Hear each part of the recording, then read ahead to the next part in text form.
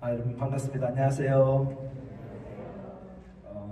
저는 지금 소개해 주신 것처럼 캘리포니아 LA에서 왔고요. 오늘 비행기 타고 와가지고 좀 비행기가 흔들려가지고 저도 몸이 좀 흔들리고 있습니다. 목사님 같이 이야기 나누고 대화하면서 성도님들 얼마나 귀하고 존귀하신 분들인지 다시 한번 알게 되었고, 또 짧은 시간이긴 하지만 오늘 저녁 또 내일 새벽 또 주일 말씀 전하면서 하나님의 마음이 여러분에게 전달될 수 있으면 너무 좋겠고, 또 저도 같은 은혜 받았으면 좋겠습니다. 우리 옆에 있는 분에게 이렇게 한번 인사하면 좋겠습니다. 당신은 참 존귀한 존재입니다. 한번 인사하시죠.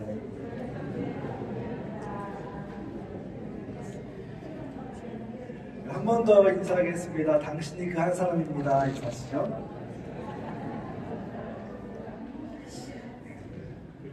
분위기가 너무 좋네요, 목사님. 원래 이렇게 좋은가요, 분위기가? 네, 너무 좋네요. 기도하고 말씀드리겠습니다.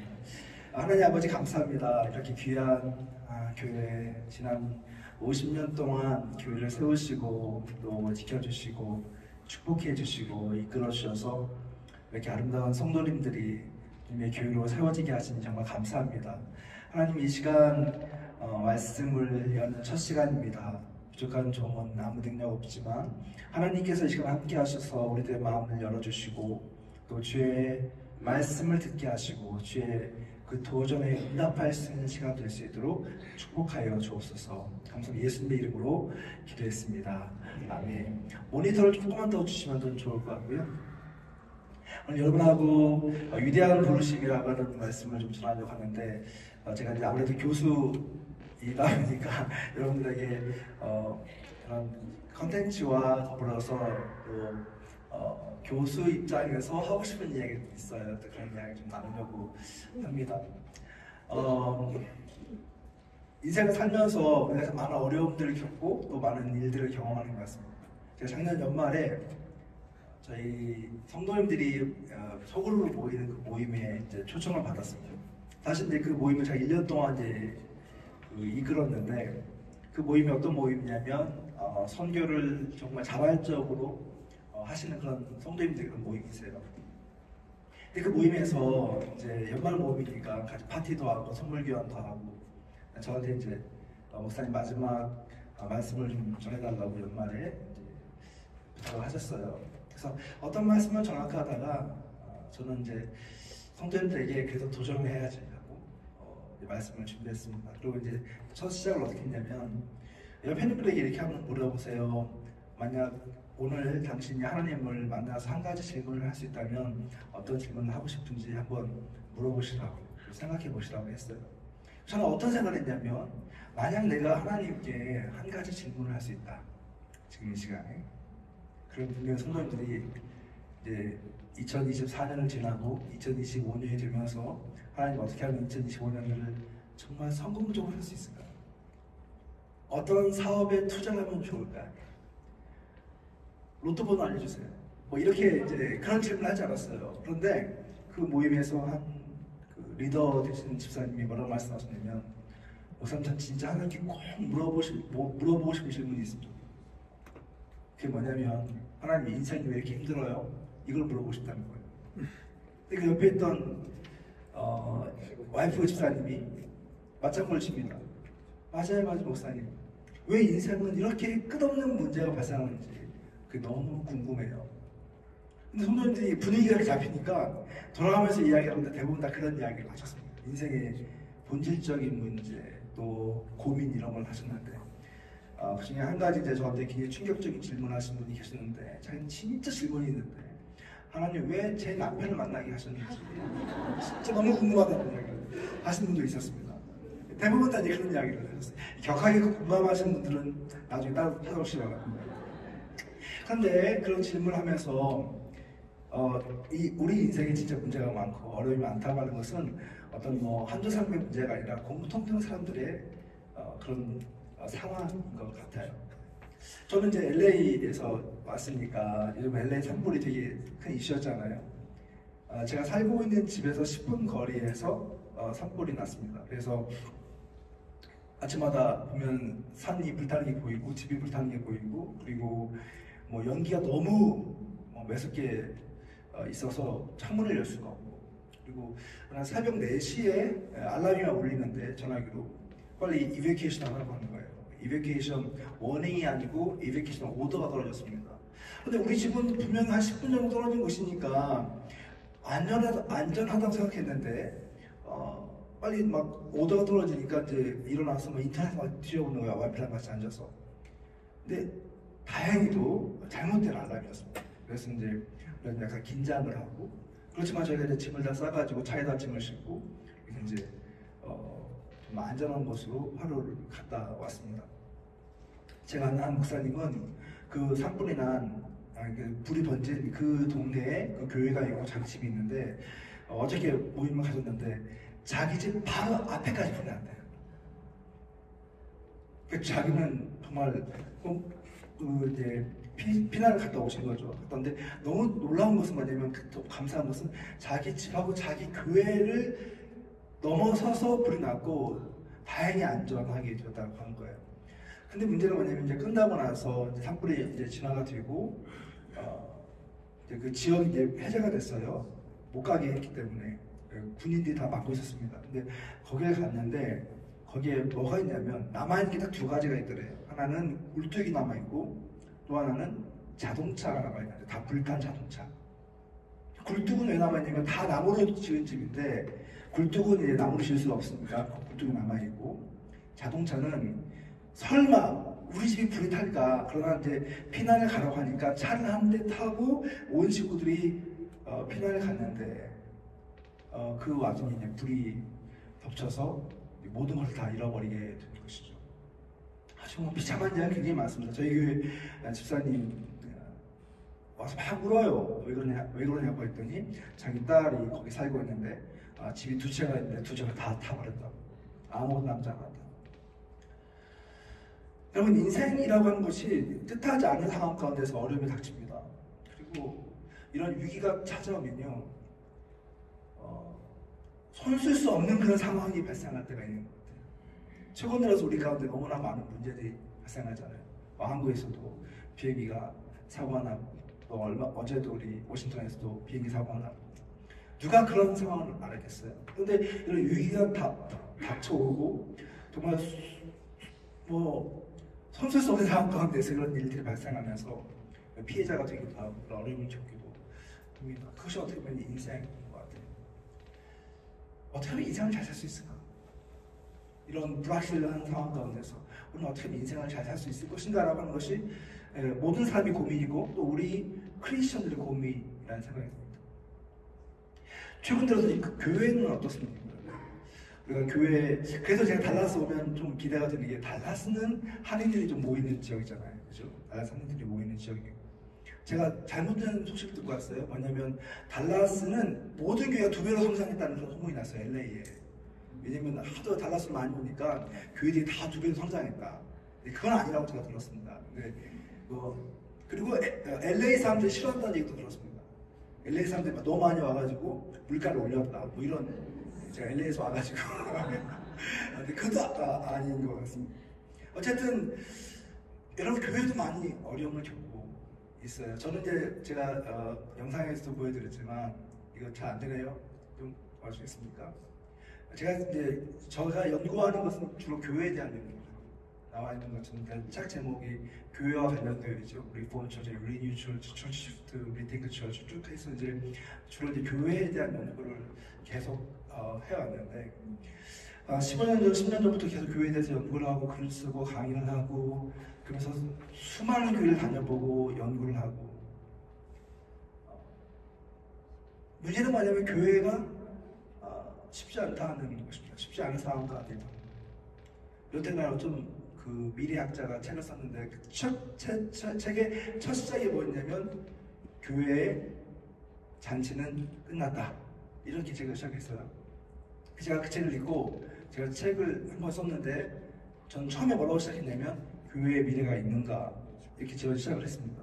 그리고 결론부에다가 제가 뭐라고 썼냐면 맨 마지막 장에 교회의 미래는 있다라고 썼어요. 왜냐하면 저는 교회를 긍정적으로 보고 싶었기 때문에 그렇습니다.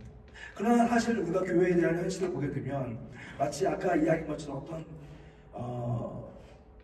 위기가 오고 그 위기 가운데 순식간에 무너져 버리는 어떤 우리의 업적처럼 오늘날 교회들이 경험하고 있는 상황은 그렇게 녹록지 않은 상황이라고 하는 것이죠. 제가 손을 들으면 다음 대로 넘겨주세요. 손을 들으면 이렇게 하면 넘겨주시죠. 저를 계속 보고 계셔야 돼요. 그래서 이제 오늘날 교회를 향해서 하나의 그 단어로 상황을 이야기한다면 crisis, 위기다라고 하는 이야기를 할 수가 있을 것 같습니다. 근데 이 위기가 어느 정도의 위기인가라는 것이 굉장히 중요한 것이죠. 왜 이런 위기가 왔고 이런 위기 가운데서 어떻게 대응을 해야 될 것인가라는 것이 굉장히 중요한 상황입니다. 이 그림을 보시면 여러분, 이 그림은 아주 평화로운 미국의 한 시골 마을의 사진입니다. 이 사진은 1963년도에 로스캐롤라이나주의 한 도시의 사진입니다. 발음이 잘 안 되네요. 근데 이 사진이 왜 중요하냐면 1963년도에 이 도시에, 이 주에 굉장히 큰 대변혁이 일어났습니다. 그 전까지만 해도 미국은 안식일 엄수법이라고 하는 것이 있었습니다. 그 뭐냐면 주일날 되면 모든 상점이 문을 닫고 그리고 주일을 거룩하게 지키는 것이 미국 남부 또 중부의 문화였다고 하는 것이 법으로 제정이 되어 있었습니다. 근데 1963년 어느 날 이제 주의회에서 하나의 법을 통과시키는데 그 뭐냐면 안식일 엄수법을 이제 폐지하는 법이었습니다. 한번 상상을 해보시죠, 여러분. 주일날 되면 모든 가게가 문을 닫습니다. 그리고 동네에 있는 모든 사람들은 다 차를 타고 교회를 갑니다. 그러니까 일주일에 가장 트래픽이 심한 날이 언제냐면 주일날이고 가장 트래픽이 심한 시간이 아침 9시 45분이었습니다. 모든 가족이 차를 타고 교회를 갔습니다. 여기 이게 저 교회. 이 도로도 꽉 찼겠죠. 근데 이제 안식일 엄수법이 통과가 이제 해지가 되면서 이제 교회 안에 작은 균열이 일어나기 시작했습니다. 가장 큰 영향을 받은 사람은 어떤 사람들일까요? 아마 젊은이들이었을 것입니다. 왜냐하면 주일날 엄마 아빠 손을 붙잡고 하루 종일 교회에 가 있어야 되는데 이제 주일날 극장이 문을 열게 되었다 하는 거예요. 그러니까 그 당시만 해도 문화가 많이 없으니까 이 아이들이 보고 싶은 영화가 이제 극장에서 열리는데 근데 문제는 뭐냐면 교회에 있는 어른들 또 부모님들 눈치를 보면서 극장을 마음대로 갈 수가 없는 겁니다.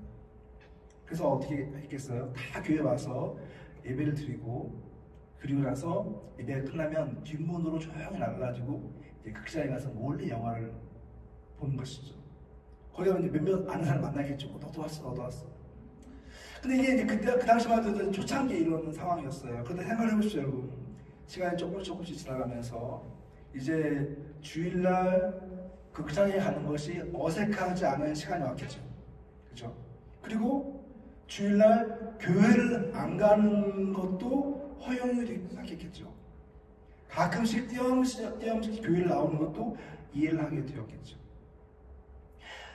그 전에는 모든 교회 부모님들이 어떤 생각을 했냐면 우리 자녀들이 내 나이가 되면 나하고 똑같이 하루 종일 교회에 나와서 예배를 드리고 성경을 공부하고 그리고 교회 봉사를 하고 그리고 아름다운 가정을 세워가고 이런 크리스찬으로서의 삶을 상상했을 거예요. 그런데 어느 순간부터 어떤 생각이 들기 시작했냐면 우리 아이가 과연 믿음을 잘 지킬 수 있을까?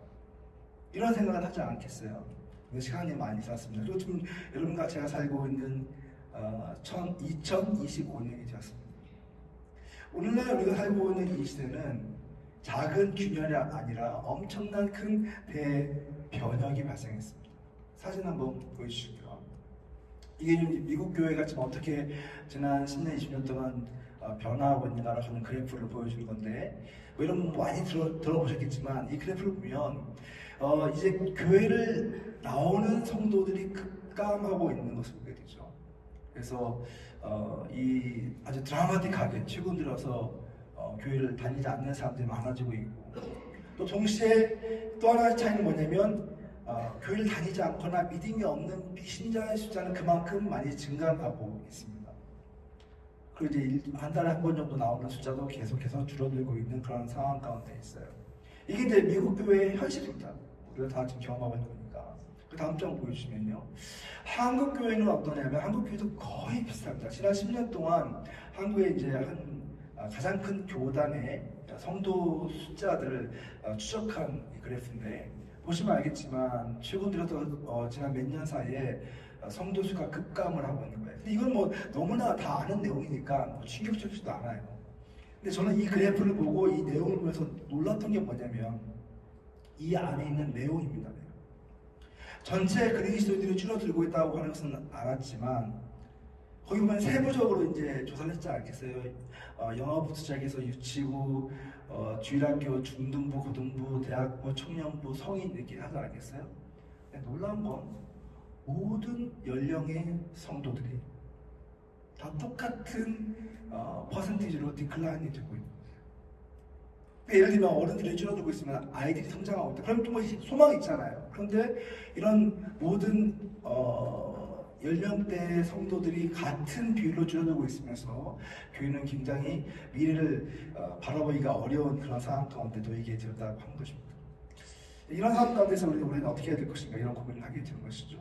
그 다음 사진 보여주십니다. 제가 최근에 이제 어떤 SNS를 보다가 발견했던 내용인데 배우자 종교로 피하고 싶은 3대 종교 이런 걸 조사하는 사람도 있어요. 그렇죠? 이 조사를 했는데 재미를 했겠죠. 보니까 무슨 돌싱 특집 뭐 이런 거 얘기 나온 거 보니까 그렇게 거룩한 단체에서 한 것 같지는 않아요. 뭐 얼마나 믿을 수 있는지도 모르겠어요. 그런데 이제 누군가가 이것을 어떤 웹사이트에 올리고 거기서 이제 조사를 했겠죠. 반기독교인들이 많이 있는 단체인 것 같습니다. 근데 아무리 그래도 그렇지 거기 응답한 비율을 보게 되니까 여러분 보는 것처럼 복수 선택이 불가해요. 이런 종교를 가지고 있는 사람과는 결혼할 수 없다. 이 기독교가 물론 예상할 수 있는 것으로 1등입니다. 근데 1등이지만 너무 압도적이에요.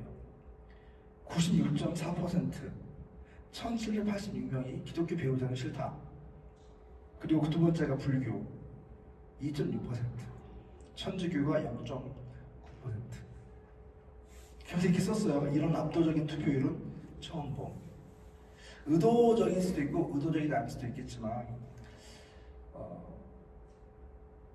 사람들의 정서가 많이 반영이 되어 있는 겁니다. 여러분과 제가요 신앙을 가지고 있으면서 내가 크리스천이다라고 이야기하면서 우리는 되게 당당하게 살고 자신감 있게 이야기하고 그리고 우리가 크리스천 문화 가운데 살고 있는 것처럼 보이지만 세상은 점점점 비기독교화 되어가고 있습니다. 반기독교적인 정서가 굉장히 팽배한 시대를 살고 있습니다. 우리 자녀들 살 시대에는요 어쩌면 지금 우리가 누리고 있는 이런 것들이 전혀 농원하지 않은 그런 시대가 될 것입니다. 너무나 빠르게 변하고 있기 때문에. 다음 사진 보시면요. 이것 벌써 이 통계가 나온 지는 한 15년 전 이야기인 것 같아요. 크리스천 아이들을 조사해 보는 거예요. 고등학교 때까지는 아이들이 미국에 살고 있는 아이들은 다 부모님을 따라서 교회를 다니니까 어릴 때부터 엄마 아빠 손을 잡고 같은 타고 교회를 와서 예배를 드립니다. 얼마나 예뻐요 우리 아이들이 와서 교회에서 말씀도 배우고 하루 종일 교회 살고. 제가 이제 몇 년 전에 여기 달라스에 와서 집회를 했는데 그 교회 왔더니 아이들이 바글바글한 거예요. 그래서 제가 아니 어떻게 이 교회 이렇게 아이들이 많아요? 그랬더니 그 목사가 하신 말씀이 죄송해요 여러분 용서하세요. 달라스는 갈 데가 없어요. 그래서 교회 와야지 친구도 만나고 놀 수 있어요. 그래서 애들이 교회 다니는 거 너무너무 좋아한다는 거예요. 근데 이런 아이들까지 다 포함해서 이 아이들이 고등학교 때까지 그렇게 교회를 잘 다니고 신앙교육을 잘 받았는데 이제 대학교를 들어갑니다. 그럼 대학교를 들어가고 난 다음에 신앙을 유지하고 좋은 크리스천 사람의 비율이 얼마나 될 것인가? 그 비율이 86%가 아니고 교회를 떠나갈 확률이 86%가 넘는다고 합니다. 여러 통계를 보면 약 70%에서 86%, 어떤 통계를 보면 약 90%까지 이 아이들이 교회를 떠나갈 확률이 높다는 거예요. 이것은 여러분의 자녀와 저의 자녀도 포함한 내용입니다. 그러니까 얼마나 세상이 세속화가 되어가고 있는가라고 하는 것을 우리가 알 수 있을 것 같아요. 자, 근데 그 내용을 한번 보면요, 이렇습니다. 왜 이 아이들이 그렇게 고등학교 때까지 교회를 잘 다니다가 대학교에 가서 또 이런 사회에 가서 믿음을 이렇게 포기하게 될까? 그들이 이야기하는 게 있어요. I like Jesus, but not the church. 나는 교회를, 주님은 사랑해요. 그런데 교회는 아니에요. 이런 얘기가 한동안 많이 있었습니다. 근데 그 내용을 좀 들어가 보니까 그 다음 장 보여주시면 좋겠습니다. 그 다음 장 보면은 이렇게 이야기하는 경우가 종종 있습니다. 왜냐면 내가 교회가 전부인 줄 알고 믿음이 전부인 줄 알고 살아왔는데 막상 대학교를 가고 사회에 나가보니까 많은 갈등 요소가 있다는 거예요. 그렇죠 여러분? 세상을 살다 보면 많은 문제들이 우리 가운데 오고 도전이 많이 있지 않습니까? 갈등은 많이 일으킵니다. 그런데 문제는 뭐냐면 그런 문제와 도전이 있을 때 내가 크리스천으로서 어떻게 반응하고 살아야 되는가에 대해서 교회가 별로 준비시켜준 게 없다고 하는 거예요. 내가 누구를 만나야 되고 누구에게 뭔가 질문을 하고 싶은데 나에게 그런 인생의 멘토로서 신앙적인 그런 안내자가 되어줄 사람을 내가 만나지 못했다. 이런 얘기를 굉장히 많이 해요. 또 자기가 있는 곳에서 교회를 가보지 않겠습니까? 대학교에 어떤 서클에 가지 않겠어요? 근데 거기 갔을 때 진짜 깊고 진실된 그런 관계를 형성하고 그런 공동체를 경험할 수 있는 그런 것을 찾기가 너무 어렵다고 하는 것입니다. 이 말을 좀 뒤집어서 생각해보면 오늘날 교회들의 관계나 이런 신앙의 모습은 굉장히 피상적이고 그리고 진짜 예수 그리스도의 어떤 복음과 예수님이 원하시는 그런 삶의 도전보다는 어쩌면 종교 생활을 할 수 있게끔 도와주는 기관으로 교회가 전락한 곳이 많다고 하는 것을 우리가 배우게 된다고 하는 것입니다. 다음 사진 한번 보시죠. 그는 이제 어떤 사람이 또 교회에 대해서 이렇게 비판적으로 그림을 그린 것 같아요. 근데 오늘날 교회에 앉아 있는 성도님들의 생각과 이런 어떤 메시지가 있다고 하는 것이죠. 그래서 저는 이 글을 쭉 읽어보면서 너무 과장은 아닌 것 같다 이런 생각이 있습니다. 앉아 있는 성도님들, 여러분들 다 성도님들이니까 자기하고 대비해서 한번 보세요.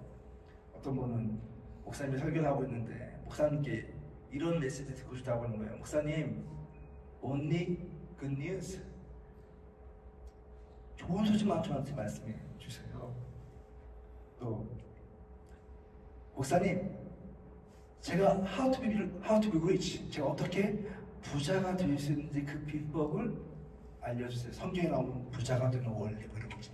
만사형통의 원리 이런.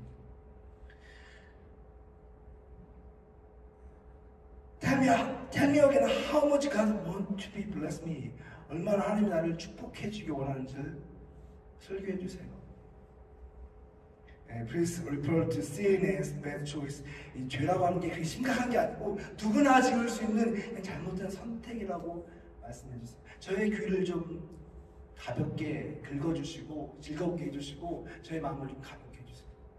여기 맨 앞에 있는 그 고수영란 아저씨는 이렇게 이야기하고 있습니다. Remember how much money I give each. 매주마다 내가 얼마나 많이 헌금하고 있는지를 기억하셔야 됩니다. 저의 말을 무시하지 마시고 제가 원하는 걸 꼭 해주셔야 됩니다. 이런 메시지를 갖고 있다. 물론 여러분들은 아닌 것 같아요. 보니까 여기는 그런 분이 없는 것 같아요. 그런데 오늘날 교회를 가보면 교회가 많이 일그러져 있는 거예요. 교회가 정말로 선포해야 되는 메시지, 교회가 정말로 추구하는 어떤 목적과 별개로 사실 많은 그런 변질된 모습을 교회가 많이 갖고 있기 때문에 그러한 모습을 경험한 사람들이 때문에 교회에 실망을 하고 교회를 떠나가는 경우가 되게 많다고 하는 것입니다. 죄송합니다. 제가 와서 좀 좋은 얘기를 해야 되는데 처음부터 시리어스한 얘기를 했어요. 다음 사진 보시죠. 제가 작년에 이제 영국에 가서 사역을 하러 갔습니다. 영국에 사역을 나가서 거기 목회자들하고 선교사들하고 며칠 동안 시간을 보냈고 저희 영국에 딱 하루의 시간이 있었습니다. 주일날. 그래서 여기저기에서 설교를 해달라고 했는데 제가 보통 가면 설교를 하는데 이때는 죄송합니다. 제가 꼭 가봐야 되는 교회가 있습니다. 해서 설교를 이제 사양을 하고 찾아간 교회가 이 교회입니다. 되게 오래된 건물이고 또 전통이 느껴지는 그런 교회죠. 여기 보면 런던의 한복판에 있는 그런 교회인데 이 교회 다음 사진 보여주시면요, HDB 처치라는 교회입니다. 그래서 이제 홀리 트리니티 브럼프턴이라고 하는 교회인데 굉장히 유명한 교회입니다. 겉으로 볼 때는 별거 아닌 것처럼 보이는데 막상 이제 그 안에 들어가 보면 그 교회가 굉장히 다이나믹하고 살아있는 것을 보게 됩니다. 그 안에 들어가니까 사람들, 젊은 사람도 엄청 많이 있고요. 또 이 교회가 한 영국 전역에 퍼져 있으면서 성도들이 한 5천 명 정도 모이는 그런 교회입니다.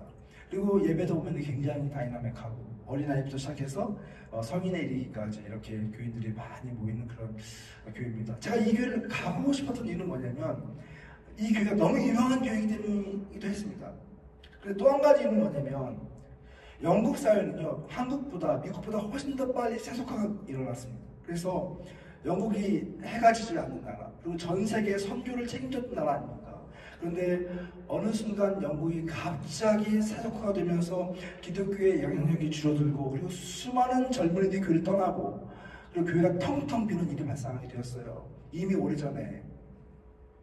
근데 그런 상황 가운데서 이 교회는 교회 출석률이 5%에서 7%밖에 되지 않는 이런 상황 가운데서 5,000명, 6,000명씩 교회가 모이고 성도들이 모일 뿐만 아니라 모이는 성도들이 다 예수를 부인하고 떠났던 사람들이 다시 예수께 돌아오는 거예요.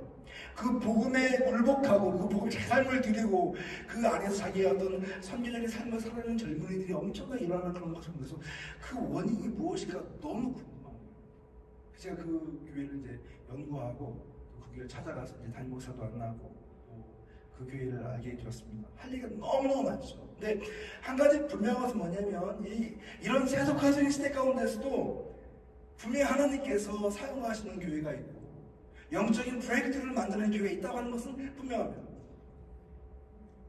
여러분, 하나님께서 이 시대에 주무시고 계신 게 아니에요. 하나님 여전히 일하고 계십니다. 아멘? 여전히 일하고 계시고 여전히 역사하고 계십니다. 그런데 우리가 어떻게 하나님께 반응하느냐가 되게 중요한데 이 교회는 바로 그런 면에서 새로운 생각을 하게 된 겁니다. 그건 뭐냐면 교회가 얼마나 좋은 서비스를 제공할 것인가, 얼마나 많은 프로그램을 제공할 것인가, 얼마나 사람들에게 편리를 제공할 것인가라고 하는 것을 버리고 어떻게 하면 성도들이 본질적인 고민과 본질적인 생각을 하면서 진짜 신앙적인 삶을 살 수 있게 할 것인가, 그리고 이 복음을 믿지 않는 자들에게 어떻게 전할 것인가를 고민하면서 그렇게 해서 탄생된 교회가 이 교회입니다.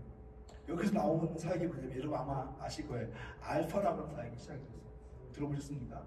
알파라고 하는 사역은 뭐냐면 소그룹으로 모여서 이렇게 자기의 삶을 나누고 자기의 신앙적인 궁금증을 질문하고 그걸 대답하고 그러면서 그 찾아가는 여정입니다. 한 10주 정도 하게 되는데 그 모임에 가게 되면 성도들과 또 초청받은 믿지 않는 사람들이 함께 모여서 10주 동안 같이 식사를 나누고 대화를 나누고 또 말씀을 배우고 하는 그런 기간입니다. 근데 아니 성도들 가운데 그런 전도에 대한 열정을 가지고 있는 성도들이 있는 것이고 그 열정을 통해서 초청받아오는 사람들이 그 분위기 가운데서 자기 하고 싶은 얘기를 다 하면서 하나님을 만나가는 그런 과정이에요. 근데 놀라운 것은 뭐냐면 과연 이 시대에 누가 교회에 대해 관심이 있고 복음에 관심이 있을까? 이런 생각이 들지만 그러나 너무나 많은 사람들이 이 초청에 응답을 하고 거기에서 주님을 만나는 역사가 있다는 것입니다. 제 LA에도요 굉장히 빨리 성장하는 교회가 있는데 이 교회도 알파 사역이라는 교회입니다. 근데 이 교회 가보면 이렇게 젊은 사람들이 많다고. 그 헐리우드 가까운 곳에 교회에 있거든요. 그러니까 뭐 교회 온 사람들 보면 다 영화 배우예요. 다 예쁘고 다 잘생겼어요. 얼마나 멋쟁인지 몰라요. 제가 하니까 저는 약간 오징어 된 그런 느낌. 근데 너무 잘생기고 너무 예쁘고 뭐 이제 키도 크고 뭐 멋쟁이들이 왔는데 주님 앞에서 눈물을 흘리고 반응해요. 그러니까 마음속에 영적인 헝커가 있는 거예요. 배고픔이. 근데 그걸 채워주기 시작하니까 사람들이 모이기 시작하고 반응하기 시작하고 그러면서 그들이 또다시 복음을 전하는 그런 삶을 살아가는 것을 보게 됐다는 것이죠. 하나님의 나라라고 하는 것은 바로 이런 무브먼트의 역할이 굉장히 크다라는 것을 볼 수가 있는 거예요. 자, 그래서 제가 여러분 들을 수 있는 말씀은 이겁니다. 우리가 살고 있는 이 시대는 분명히 위기의 시대입니다. 그런데 이 위기라는 걸 제가 아주 장황하게 이야기했지만 진짜 위기가 무엇인가라고 하는 것을 다시 생각해 볼 필요가 있다고 했어요. 네, 그랬었지만 교회는요 그 출발의 그 지점부터 위기 상황에서 시작했습니다. 맞습니까 여러분? 교회가 시작된 어떤 상황은요 굉장히 편안하고 또 모든 게 갖춰져 있고 뭐 좋은 서비스가 제공되고 이런 상황에서 교회가 시작된 게 아니에요. 교회는 원래 출발 지점이 위기 상황, 또 위기 속에서 성장을 했고 위기 속에서 확장되었다고 하는 것을 우리는 성경을 통해서 보게 된다고 하는 것입니다. 자, 이런 것을 연구했던 한 학자가 있는데요. 이분이 유명한 사람들, 로덴 스타커라는 유명한 사회학자입니다. 아마 목사님들이 팬데믹 기간 동안 이분의 책을 많이 인용했을 것 같아요. 이분이 쓴 책이 뭐냐면 기독교의 발흥이라고 하는 책을 썼는데 라이즈 오브 크리스천에 들어간 책을 썼는데 이분이 크리스천이 아닙니다. 그런데 사회학자로서 역사를 쭉 연구하다 보니까 한 가지 궁금한 게 생긴 건 뭐냐면 아니 초대교회는 어떻게 그렇게 그 짧은 시간에 빠른 성장을 할 수 있었고 그리고 로마를 기독교 복음으로 정복시킬 수 있었을까? 이런 궁금증이 생긴 거예요. 그래서 이분이 막 연구를 하기 시작한 거죠. 연구를 하면서 당시 사회학적인 데이터를 막 모으고 연구를 해보니까 거기서 굉장히 정말 너무 놀라운 발견들을 만나게 되는데 그 책에서 이분이 한 말이 이것입니다. 종교가 재앙에 대해서 흡족할 만한 답을 주지 못했거나 재앙 앞에서 유익하는 인상을 줄 때 종교는 치명적인 위험에 처했다. 이게 무슨 말씀일까요? 여러분 너무 놀라운 건 뭐냐면 초대교회가 역사적으로 볼 때 뭐 성경에 보면 기적과 뭐 이사가 발생하고 뭐 눈먼 자가 눈을 뜨고 죽은 자가 일어나고 뭐 이렇게 하면서 복음의 능력이 나타나고 엄청난 복음의 확장이 일어난 것으로 보이지만 실제적으로 교회가 급격한 이런 변화와 어떤 대부흥을 경험했던 것은 그런 사건 때문이 아니었어요. 언제 사건이 발생하게 됐냐면 로마에 두 번에 걸친 큰 전염병이 돌기 시작했습니다. 여러분 역사를 아시는 분들 다 아실 거예요. 패스트가 돌기 시작하고 전염병이 들어왔는데 이 전염병이 얼마나 강력한 전염병이었냐면 로마 전체 인구의 50%가 그 질병에 걸려 죽었습니다. 또 우리가 지금 미국에서 전 세계적으로 팬데믹이 발생하면서 그래서 우리가 얼마나 많이 두려워했습니까? 굉장히 많이 죽었잖아요. 그럼 퍼센티지를 보면 그렇게 높은 숫자는 아니고 그만큼 많이 의술이 발전했고 대처를 잘했기 때문에 그런 불가으로 엄청난 두려움을 경험했잖아요. 근데 여러분 로마는 그 당시에는 뭐 의술이 없었기 때문에 전염병을 들면서 로마 인구의 50%가 죽었으니까 수천만 명이 이 질병에 의해서 죽었어요. 또 한 번 시간이 지나서 또 한 번의 질병이 들어왔는데 그때는 로마 인구의 3분의 1이 죽었습니다. 그러니까 엄청난 공포와 두려움이 이 로마 제국을 휘감았던 것이죠. 근데 이분이 뭘 발견하게 됐냐면 놀라운 것은 이 대재앙이 끝나고 나서 기독교가 더 급격히 성장했다는 것입니다. 아이러니한 거 아닙니까? 그래서 그 조사를 막 하면서 이런 얘기를 하는 거예요. 질병이 막 들어왔을 때, 전염병이 들어왔을 때, 옆 동네에서 이 소식이 들리면 사람들이 두려워서 이제 그 안전을 위해서 피난을 하잖아요. 근데 그 순간에 자기 가족 가운데 그런 질병이 걸리고 아픈 사람이 있게 됩니다. 그러면 그들을 남겨두고 어쩔 수 없이 이제 안타까운 이별을 하게 되는 것이죠. 그들이 떠나갔어요. 근데 몇 달, 몇 년이 있다가 다시 자기 집에 돌아오니까 죽었을 거라 생각했던 자기 가족이 살아있는 겁니다. 그래서 그 살아있는 분들이 뭐라고 얘기냐면 제가 질병에 걸렸을 때 여러분 저를 버리고 떠나갔지만 제 곁에 남아 있었던 사람이 있었습니다. 그들은 누구냐면 우리가 그렇게 멸시하고 비판하고 핍박했던 크리스천들이 우리 곁에 남아서 우리에게 음식을 주고 물을 주고 살려줬습니다. 이런 거예요.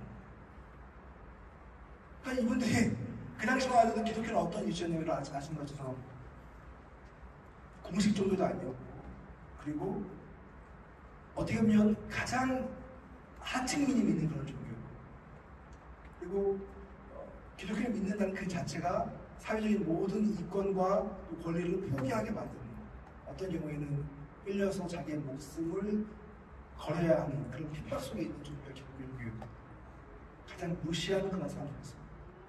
그런데 그 사람들이 우리를 향해서 그런 손을 내밀고 또 그런 사랑을 베풀었다고 하는 것 자체에 이분들이 감동을 받기 시작합니다. 그러면서 수많은 사람들이 예수 믿는 일이 발생했다는 사실이에요. 위기라고 하는 것은 뭐냐면 겉으로 보여지는 숫자적인 쇠락이나 현상 그 자체가 위기를 의미하는 게 아닙니다. 진짜 위기는 뭐냐면 우리가 신앙생활을 하고 그 신앙이 우리에게 주는 그 강력한 삶의 동기와 삶의 힘을 우리가 담지하고 있는가? 아니면 내가 믿음을 갖고 있다고 하는데 믿음이 나에게 아무런 영향을 주지 못합니다. 마치 우리가 흔히 얘기하는 썬데이 크리스천처럼 교회 와서 예배드리고 찬양하고 헌금하고 봉사하고 내 할 일 다 했다. 만약 이걸로 신앙생활이 끝이라고 한다면 여러분 우리는 굉장히 중요한 것을 놓치고 있는 거예요. 아니 진짜 중요한 것을 놓치고 있는 거예요. 예수님은 우리에게 믿음을 주시고 우리를 제자로 부르셨는데 그 정도 수준에서의 신앙인을 만들기 위해서 자기의 모습을 바치는 게 아니시거든요. 예수님은 우리에게 좀 더 강력하고 동력을 원하셨다는 거죠. 다들 보이시죠? 여러분 보시면 이렇게 얘기해도 여러분 별로 놀라지 않으시니까 비주얼로 보여드리도록 하겠습니다. 여기 보면 여러분 이스라엘이 어디에 있어요? 이스라엘 보이십니까? 이스라엘? 네. 공부 잘하신 분은 분명히 아실 거고 지금 헤매고 있는 분은 지금 되게 못하신 분이에요. 그래서 자, 모르신 분은 제가 다음 사진 보여주면 이스라엘은 저기 있습니다. 저기에 있고 저기 이제 예루살렘 성이 있습니다. 우리는 성경을 읽으면 성경의 모든 이야기들이 다 이스라엘과 예루살렘을 중심에서 발생한 사건들입니다. 그죠? 그래서 예수님이 어느 동네에 가서 누구를 만났고 어떤 사람을 고치셨고 뭐 이런 일들을 잘 알고 있습니다. 제자는 누구고 제자의 고향은 어디고 이런 것도 저희가 잘 알고 있습니다. 그래서 우리는 성경을 읽으면서 한 가지 착각을 합니다. 무슨 착각을 하냐면 이 당시에 기독교는 세계의 중심이었구나. 역사의 중심이었구나. 천만에요. 죄송합니다. 당시 예수님이 사셨고 사역하셨던 그 시대에 이스라엘과 예루살렘은요, 그 어떤 사람도 알지 못하는 그런 저 변방의 작은 도시에 불과했습니다. 마치 우리가 지금 미국에 살고 있으면서 저 소말리아에 있는 어느 한 동네에서 어떤 해프닝이 발생했더라. 거기 관심 있는 사람이 있습니다. 저 우간다에서 어떤 일이 발생했어요. 이런 관심 있으세요? 아무리 그 동네에서 큰 사건이 발생해도 우리는 지금 인터넷이 있고 영상이 있고 다 그래도 듣고 넘어가는 것이지 거기에 누가 관심을 기울이겠습니까? 하물며 당시에 SNS도 없었고 인터넷도 없었고 무슨 커뮤니케이션 채널도 없었고 언어도 통하지 않고 그 어떤 것도 임팩트를 줄 수 없는 그 시대에 나와 전혀 다른 지역에서 언어도 다른 곳에서 심지어 나라도 잃어버린 그 사람들이 살고 있는 그 작은 도시에 있었던 이 믿음의 사건들을 누가 관심을 갖고 보겠냐고, 누가 그 사건이 역사적인 사건이 될 거라고 생각을 했겠어요? 그렇지 않습니까? 근데 여러분 보세요. 예수를 믿고 예수를 따르는 그의 제자들이 복음을 들고 만난 산마다 하나님 나라의 기본 소리를 전했을 때 그래서 이제 작은 파장이 발생하는 거죠. 마치 강물에 돌을 탁 던졌을 때 작은 돌이 떨어지고 파장이 발생하는 것처럼 작은 파장이 예루살렘 교회에서 발생하기 시작했습니다. 그리고 그것이 퍼져갔는데 다음 사진 보여주시면 이게 4세기 때 사진인데 북아프리카와 중동과 유럽과 전 지역에 교회가 세워지는 일이 있습니다. 여러분 표정 보니까 별로 감동 없으시네요. 저는 사실 이 사진을 보고 너무 큰 감동을 받았어요. 교회가 이렇게 이 짧은 시간 내에 이렇게 퍼져갈 수 있구나. 그리고 여러분 하나 더 놀라운 것은 뭐냐면 이 당시에 교회를 세웠던 사람들은 저희처럼 신학교육을 받고 성교 훈련을 받고 어디 가서 뭐 6주 몇 달씩 이렇게 교육받는 사람들이 아니에요. 그냥 여러분처럼 일상적으로 일상을 살면서 더군다나 내가 이곳에 머물 수가 없기 때문에 이민자로서 이동을 하고 다른 나라에 가서 말도 안 통하는 곳에서 자리를 잡고 생존해야 되는 그런 사람들이었어요. 그런 사람들에 의해서 교회가 세워지기 시작하고 복음이 전달되기 시작한 거예요. 놀라운 건 뭐냐면 이렇게 교회가 세워진 것에 끝난 것이 아니라 그것이 사회적인 영향력을 미치기 시작합니다. 사람들의 생각을 바꾸기 시작하고 삶의 목적을 바꾸기 시작하고 방향성을 바꾸기 시작합니다. 그래서 결국 AD 381년에 황제가 선포를 합니다. 우리는 이제 기독교 국가다. 모든 사람들은 의무적으로 교회를 다녀야 되고 믿음을 받아들여야 됩니다. 그러면 그 사람은 불법이다. 전혀 다른 그런 세계가 펼쳐지기 시작하게 되는 거예요. 여러분, 이건 인간의 생각으로는 설명할 수 없는 일이 발생하는 거죠. 여러분, 이것이 어떻게 보면 초대교회에서 우리에게 가르쳐주는 중요한 교훈인데, 지금 말씀드린 것처럼 이런 것들을 가능하게 한 것은 어떤 선교 전략이나 방법론에 의해서 이런 것이 아니라는 거예요. 제가 오늘날 이제 아는 목사님 만나잖아요. 그리고 이제 여러 컨퍼런스를 가보고, 한동안 교회에서 가장 많이 했던 컨퍼런스가 뭐냐면 교회 성장 컨퍼런스였습니다. 어떻게 하면 교회가 성장할 수 있을까? 네? 첫 번째, 달라스로 이사를 가야 된다. 달라스에 교회를 개척했다. 이게 원리예요, 원리. 두 번째, 좋은 목에다가 교회를 세워야 된다. 네, 사람들이 다니는 잘 보이는 곳에 교회를 세워야 된다. 뭐 이런 거 있잖아요, 이런 거. 근데 이게 우적한 얘기가 아니라 실제로 책에 나와 있습니다. 맥도날드, 여러분 뭐 우리 눈에 보면 아무데나 세워져 있는 것처럼 보이지만 전혀 그렇지 않습니다. 스타벅스 아무데나 세워지지 않습니다. 다 조사하고 연구해서 하루에 몇 명이 이곳을 지나가고 몇 명이 여기로 올 것인가 다 연구해서 전략적으로 세우는 것입니다. 그래서 안 망하는 거예요. 교회도 그렇게 해야 된다. 가급적 목사님 젊고 잘생기고 공부를 많이 하고 웃으시는 이유는 뭐 그런 거 있잖아요. 예전에 그런 얘기 있단 말이에요. 근데 여러분 아시겠지만 이게 본질적입니까? 비본질적인 거죠. 누가 다 아는 이야기죠. 근데 그거를 책에다 싣고 그걸 판촉을 하고 그 원리를 가르쳐줬어요. 그래서 수많은 사람들이 그 세미나를 듣고 우리가 교회 성장하는 걸 그렇게 해야 되는구나. 아니면 이런 프로그램, 이 프로그램을 교회에다 접목을 시켜서 2달만 해보십시오. 그러면 변화가 일어납니다. 이거 6개월만 하면 교회 2배 성장합니다. 이런 얘기하면 사람들 엄청 모였단 말이에요. 그런 교회는 많지 않아요. 그렇죠? 그런 이야기가 힘들 정도로 교회의 분위기가 세속화가 되었다는 사실. 그런데 한번 보여주시고요. 초대교회 성도들의 모습을 보면서 우리가 배우게 되는 것을 바라는 것입니다. 당시에 교회가 왜 성장할 수 있었는가? 그들은 말씀드렸지만 어떤 교육도 없었고 훈련도 없었고 그리고 어떤 전략도 없었습니다. 그런데 주변에 있는 사람들의 평가가 달랐어요. 예수 믿는 사람들 향해서 믿지 않는 사람들이 쓴 글들입니다. 들어보세요. 그리스도인들은 자기 나라에 살지만 오직 거리위 나그네처럼 삽니다. 그들은 외국인처럼 모든 것을 감내합니다. 이민 오셔서 오래되신 분들은 이 말이 무슨 말인지 아실 거예요. 인종차별이라든가 언어적인 그런 민족적인 측면에서 굉장히 많은 불이익을 감수했죠. 나그네들입니다. 외국인들이에요. 근데 그리스도인들은 마치 이 땅에 살면서 외국인처럼 거리민처럼 그런 모든 불이익을 감수하고 살아가고 있다는 거예요. 또 다른 데 보면 그리스도인들은 죽음을 두려워하지 않았습니다. 죽음을 두려워할 필요가 없다는 신념을 가지고 있기 때문입니다. 이 사람들은 협박을 하고 막 죽음의 위험을 가해도 자기가 하고 있는 그 믿음에 대해서 끝까지 그 믿음을 지키는 순교하는 신앙을 갖다가는 거예요. 뭘로 말립니까, 이 사람들은? 그리스도는 이렇게 별종이었다고 하는 거예요. 믿음에 대해서는 타협하지 않고 믿음에 대해서는 끝까지 자기 목숨을 걸 만큼 그 담대한 그런 모습을 가지고 살아가는 사람들이 그리스도인들이었다. 그들은 선한 일을 하는데 머뭇거리지 않고 올바르게 살기를 힘쓰고 교회를 향한 열정을 품었고 배운 대로 행했습니다.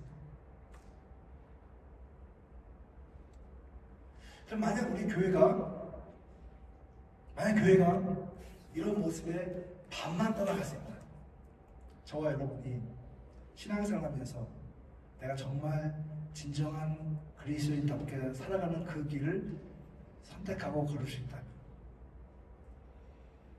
나의 돈 씀씀이와 나의 시간의 씀씀이와 나의 삶의 여백들을 무엇으로 채워갈 것인가를 좀 더 진지하게 그리스도인답게 생각하고 살아갈 수 있다면 많은 것이 변할 것입니다. 좀 심한 말로 얘기하면 여러분과 저는 공범이에요, 공범. 크리스천의 이름은 가지고 있지만 크리스천의 능력과 크리스천의 그 삶의 가치를 제대로 구현하지 못하는 그런 한계를 우리는 너무나 많이 경험하고 있지 않습니까? 혼내는 거 아닙니다. 혼내는 거 아니에요. 저를 보고 하는 이야기. 이번에 사진을 하나 보여주시고요.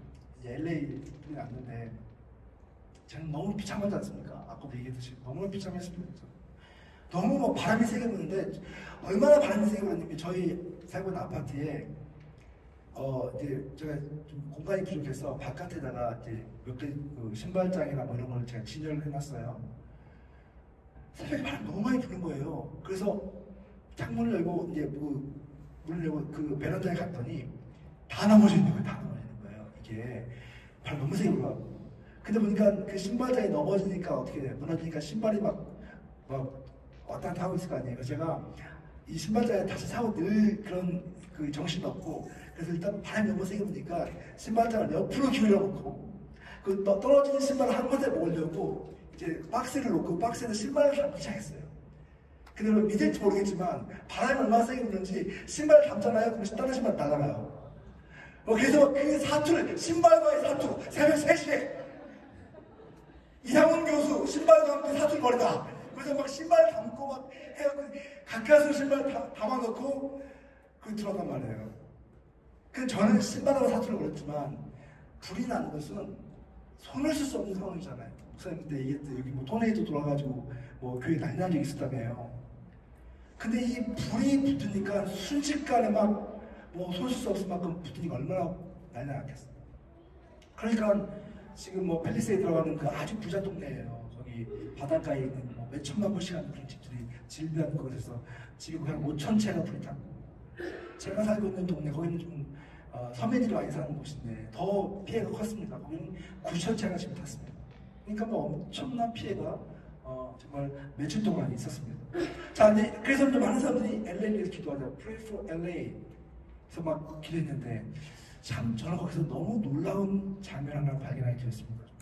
어떤 일이 있었냐면 이 사건이 발생하자마자 교회들이 나서기 시작한 겁니다.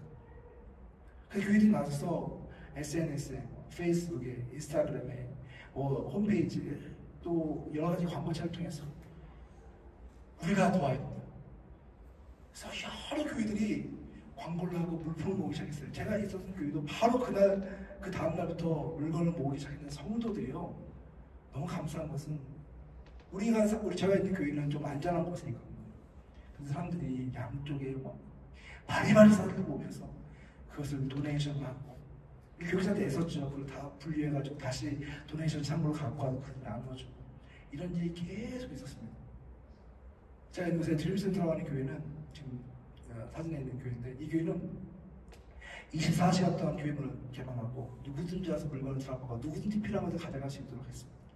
그래서 계속 이런 사역을 하는 여러 교회들이 나서서 이 사역을 했어요. 팬데믹 기간 동안 여러분, 한국 교회하고 미국 교회 차이가 있었어요. 한국 교회는요, 팬데믹을 통과하면서 사람들이 뭐라고 얘기했냐면 교회 때문에 문제다, 이런 얘기 많이 들어봤어요. 여러분, 교회에서 이 질병이 번지고 교회 때문에 더 못 살겠다. 그래서 교회에 대한 신뢰도가 그전에는 한 30% 정도 됐는데 그것도 되게 높은 수치가 아니잖아요. 근데 팬데믹 통과하면서 교회에 대한 신뢰도가 20%가 떨어지고 어떤 신뢰도 보니까 6%까지 떨어진 것도 봤어요. 그러니까 사람들이 왜냐면 교회에 대한 앵거가 있는 거예요. 왜 교회가 이 모양은 이 꼴이냐? 근데 팬데믹을 통과하면서 미국 교회가 한 가지 잘한 것은 뭐냐면, 미국 교회가요, 이런 사건이 발생했을 때 굉장히 빠르게 반응하는 겁니다. 어떻게 하면 이들을 도울 수 있을까? 어떻게 하면 이들을 섬길 수 있을까? 제가 있는, 아까 목사님이 말씀하셨던 미카라고 하는 단체가 있는데, 저희 이제 캘리포니아에 있는 교회들이 중심 분이어서 한 열 몇 개 교회가 아주 좋은 교회들이 같이 연합을 하고 있는 교회 단체가 있습니다. 근데 그 팬데믹 기간 동안 우리가 뭘 했냐면, 만날 수가 없으니까 2주에 한 번씩 주변에서 모여가지고 같이 목사님들이 기도하고 어떻게 우리가 이 사태에 반응할까요? 그러니까 우리 교회가 살아가는 것도 중요하고 성도를 잘 돌보는 것도 중요하지만 교회가 어떻게 사회적인 역할을 감당할까를 막 나누기 시작하면서 몇 가지 프로젝트를 진행을 했습니다. 그래서 정부의 도움을 받지 못하는 사람들을 위해서 무료 식당과 계약을 해서 픽업할 수 있는 것도 하고 몇천 명이 음식을 먹고 뭐 도네이션도 하고 뭐 연합 새벽기도 줌으로 같이 새벽기도 하고 기도회도 하고 여러 가지 했어요. 그리고 나서 1년만 있다가 우리가 이제 끝나간 데서 서베이를 했거든요. 2,000명을 대상으로 해서 서베이를 했는데 그 가운데 약 70%의 사람들이 반응을 하면서 이전보다 교회에 대해서 훨씬 더 호감이 높아졌고 교회가 이래야 된다고 하는 그런 생각을 하게 됐다는 거예요.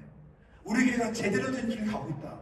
왜 그렇게 얘기했냐면 교회가 더 좋은 말씀을 증거하고 더 좋은 훈련을 시키고 이게 아니고 이 시대에 필요한 일을 교회가 하고 있다고 하는 것 자체에 사람들이 크레딧을 주는 거예요. 그러니까 교회라고 하는 건 무엇이냐면 교회는 복음이 필요한 곳에 복음을 전하는데 이 복음이 단지 말로만 전달되는 것이 아니라 예수님의 손과 발이 되어서 예수님의 그 마음으로 이웃을 돌보고 사람들을 돌볼 때 그게 진짜 교회가 된다고 하는 거 아니겠습니까? 그럼 예수님의 말씀을 우리가 늘 묵상하고 읽으면서 감동을 받는 이유가 뭐예요? 예수님이 부자들, 힘 있는 사람들, 잘 나가는 사람들을 향해서 그들과 함께 와서 같이 밥을 먹고 그들과 함께 즐거운 시간을 보내고 이래서 우리가 예수님에 대해서 존경하는 게 아니라 예수님은 너무 놀랍게도 가장 가난하고 가장 멸시받을 수밖에 없고 가장 천대받는 사람들 찾아가셔서 그들과 함께 밥을 먹고 그들을 위로해주고 그들과 함께 울어주고 그들의 이야기를 들어주고 그들을 쌈에 줬기 때문에 예수님의 스토리가 능력 있는 거 아닙니까? 여러분 제가 예수를 따르는 이유가 뭐예요? 내가 정말 잘 나가고 내가 정말 편안할 때 예수님 나를 찾아오셔서 내가 너를 사랑한다 이렇게 이야기하시는 게 아니라 내가 진짜 외롭고 힘들 때 내가 정말 희망이 없을 때 내가 정말 절망적일 때 그때 주님이 나를 찾아오셔서 내 아픈 마음을 어루만져 주시고 내가 너를 사랑한다.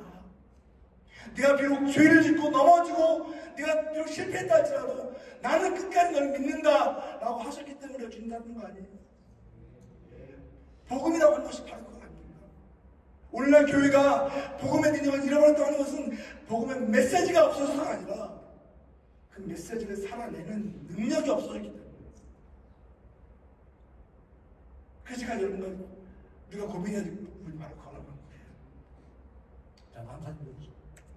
좀 현실적인 이야기를 해볼까요?